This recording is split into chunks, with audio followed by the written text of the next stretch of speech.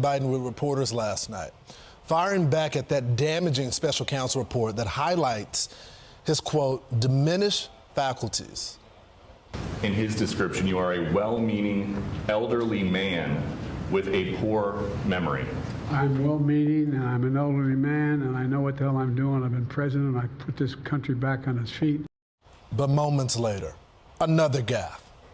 Biden mixing up Mexico and Egypt while talking about the situation in Gaza. As you know, initially, the president of Mexico, Sisi, did not want to open up the gate to allow humanitarian material to get in. Wow. Joining us now with reaction, former Whitewater Deputy Independent Counsel Saul Weisenberg, along with Fox News contributor and former House Oversight Committee Chairman Jason Chaffetz. Gentlemen, thanks so much for joining the program. Counselor, I'll start with you. The report was stunning. Talk about the legal strategy that the president may have, because the special counsel essentially said he's not fit for trial. How do you defend yourself with that? Well, that's not a legal strategy. He doesn't need to have a legal strategy when the special prosecutor says we're not going to indict him because he doesn't, his mental capacity is so limited a jury would be sympathetic to him.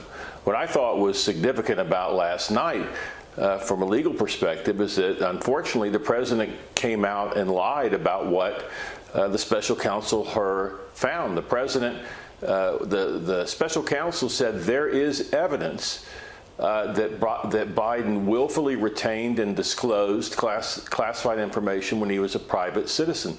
Willful is important in this context. Willfully means not only were you deliberately doing it, but you knew it was in violation of the law. Now, the special counsel also said, we don't think a jury would necessarily convict him, and one of the big reasons is they would have great sympathy for him because of his mental decline. Those weren't his exact words, but that's in effect what he said.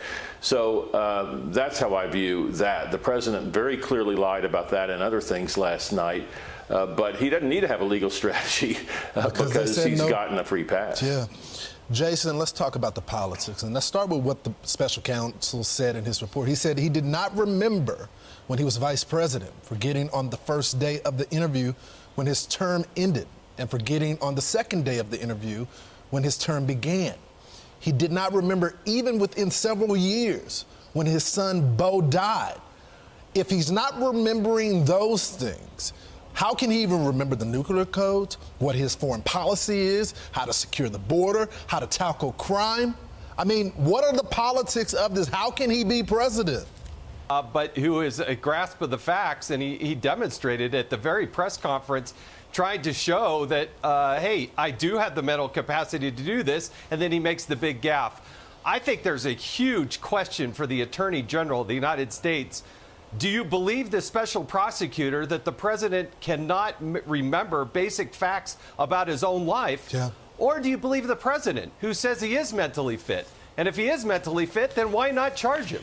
This is the recommendation that goes to the Attorney General. The Attorney General can move it a different direction. So, Mr. Attorney General, do you believe the president that he is mentally fit? Or do you believe the special counsel who says he can't even remember the basic facts about his life? It's very easy to get to the bottom of this. Just release the tape of the interview and let the American people decide on it. I want to move on to another Fox News alert. The Supreme Court is primed to keep the Trump on the Colorado ballot in a blockbuster hearing where the liberal justices expressed deep concern. Counselor, where do you see this going? This could be, not even a split decision. Oh, I think without question, the Supreme Court is going to reverse the Colorado Supreme Court, and the U.S. Supreme Court is going to reverse the Colorado Supreme Court. They're going to make it clear that no one state can take President Trump or any other presidential candidate off the ballot. And I think it's going to be at least an 8-1 decision with Sotomayor in dissent, or even potentially 9-0. Now, it will be on a narrow enough ground for Chief Justice Roberts to get that much agreement. But that's definitely going to be overturned, what Colorado did. Yeah, we'll be following it. Gentlemen, thank you so much.